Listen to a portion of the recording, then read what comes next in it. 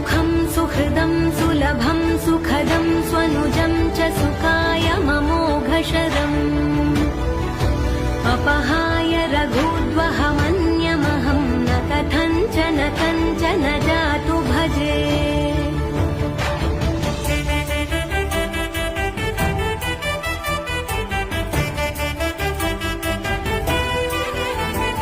विना वेङ्कटेशं ननाथो ननाथः सदा वेङ्कटेशं स्मरामि स्मरामि। हरे वेङ्कटेश प्रसीद प्रसीद प्रियं वेङ्कटेश प्रयच्छ प्रयच्छ।